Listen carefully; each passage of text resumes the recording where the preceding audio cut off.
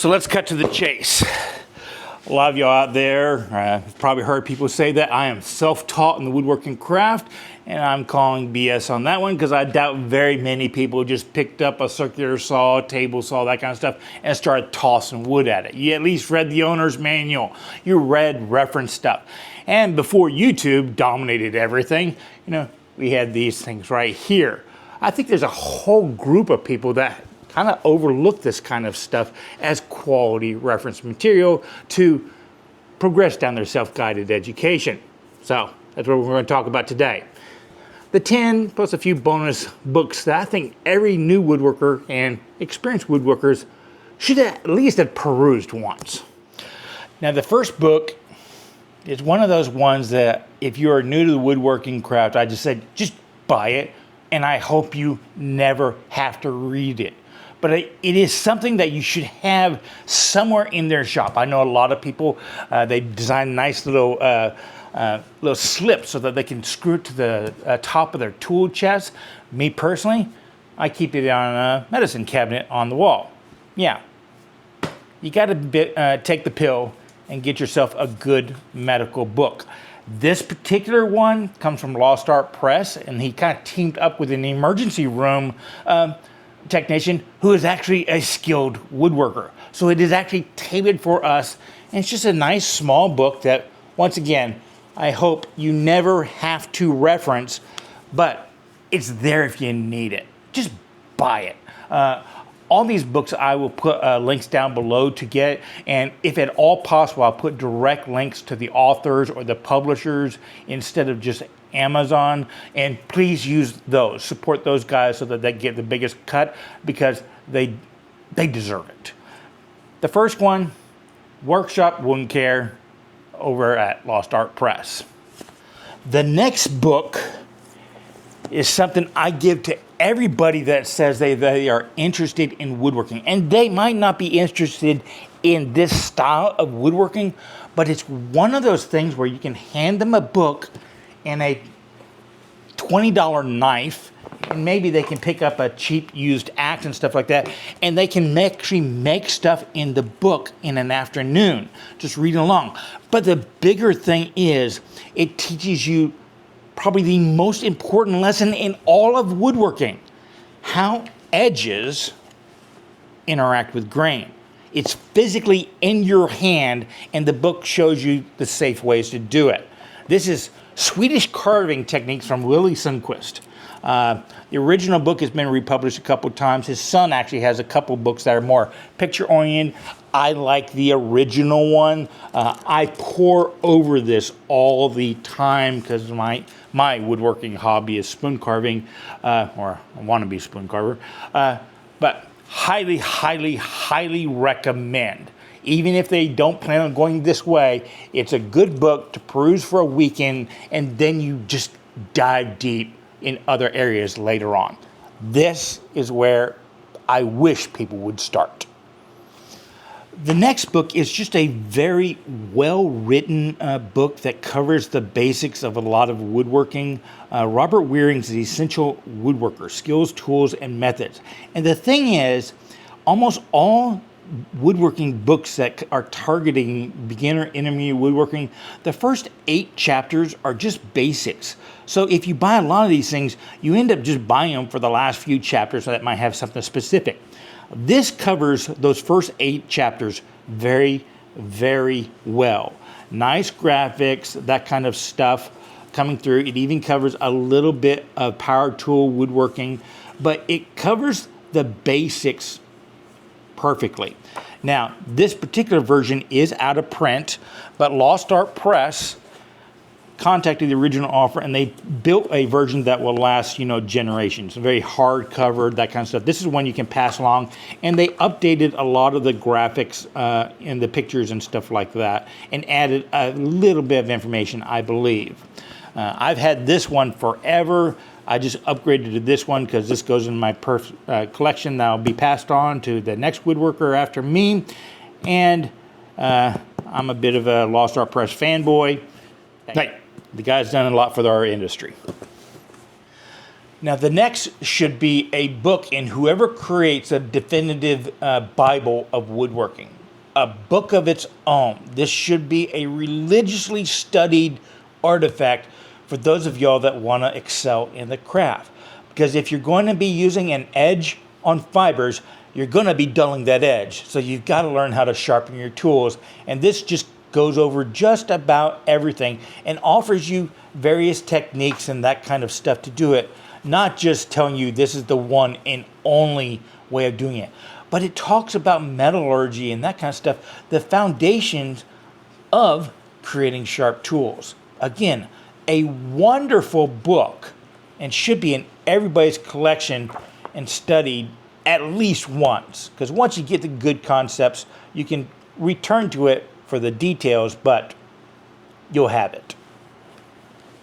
Now, the next book I'm going to present as a pair, because it kind of depends upon which way you want to go. If you want to go more the hand tool route, this is highly recommended. But if you're going more for the hybrid kind of power tools and hand tools, I would recommend this one right here. And both of these gentlemen kind of come from the 70s, 80s, 90s decades of teaching this kind of stuff. I might be dating Graham Blackburn a little bit older than he is, but Tag Freed was kind of the definitive for a long, long time. And his work, it does focus a little bit more on the jigs and kind of power tool side of the craft, but is very well done from a classically trained woodworker who can write well. Same with Graham Blackburn. His book, Traditional Woodworking, this is part of a 3-part series. I believe this is also part of a 3-part series. I just mainly focus on the joinery side of it. Same exact thing. Very well written, very well illustrated, but more with the focus on hand tools. Next up is a resource book that every woodworker should have, because you've now learned how to do this stuff with the joinery. Now you have to apply that knowledge, and you're going to need this. Human Dimensions and Interior Space. Whether you're making furniture or doing built-ins or actually building a house, this kind of information is so important. This is a reference book for the dimensions of how you build stuff. I go back and forth to this all the time because it takes different body forms, body shapes into account, gives you good angles and the reason why you're doing stuff. This is a reference book that I think every woodworker should probably own or at least have access to. Up next, find yourself an old textbook that they used to teach in shop class for the woodworking eye. I found this one, Industrial Arts and Woodworking. I think it's probably one of the better ones out there. It's found in a used bookstore, but these districts, they either close down or they upgrade the books, and these end up on the used market. Really fun to look through. Finding an old textbook as a gift or just to peruse yourself, yeah, go find one for you. I like this one. Here's a fun one I return to quite a bit. And I like it because it's somewhat of a picture book. It shows you what the species will look like. Face grain, end grain, long grain, natural or with a finish on it, that kind of stuff. It also has a opening section talking about how you orient wood, how it's dried, all that kind of stuff. So this is a great book to just get accustomed to, but I go back to it looking for different species, and this is a worldwide book. This one I kind of pair with a North American species book, so I find some information there, and then I'll come here to see what it's actually going to look like in my pieces. And along the same lines of picture books, I have pored over this book. This is actually the second one I owned. The first one just kind of fell apart on me, looking at the joineries. And not that I'll ever do all these joints, but it's kind of just fun to peruse and trying to figure out how you would cut them. This is one of those books that is more inspirational for me. But if you are a hand tool woodworker, this is drool-worthy material. Highly recommend for my personal inspiration stuff. Now, I told you earlier I was a fanboy of Christopher Schwarz's writing, The Lost Art Press. This book right here kind of was a paradigm shift for a lot of people in woodworking. It took a lot of his philosophy that he developed as editor of Popular Woodworking magazine and kind of condensed it down and launched his company, Lost Art Press. And that is the anarchist tool chest. Don't take the anarchist side in what most people consider that word. But it is a hand tool woodworking book, but it kind of condenses everything down to just a few tools, his preferences, how he uses them, why he uses them, and a little bit of history of how this kind of philosophy came to him. Really, really good read. I've passed on one of these books to somebody else and bought this one from my collection after reading it. Again, this was kind of the foundation that launched the entire Lost Art Press, and I can recommend a whole bunch of different books in there, but I just didn't want this 10-book series to be an entire fanboy of his work. Now, guys, just a little side note between me and you, nobody else is going to know this other than the fact of every other person that has ever subscribed to Christopher Schwarz's works. But I reached out to him before making this video to ask if there's any kind of specials or any kind of information I could pass along to the audience for the holiday season. And his reply was, "Hey, that's great. Please tell them all of my work is available online for free. I, Christopher Schwarz, give away PDFs of everything he has written that's published by Lost Art Press. So you can actually go download dozens of books available, and he gave me direct links to the individual pages, and on the top of every page, before the actual description of the book, is his saying, here's a free version you can buy." I know Lost Art Press has grown hugely, and it went from just a part-time gig to supporting multiple families.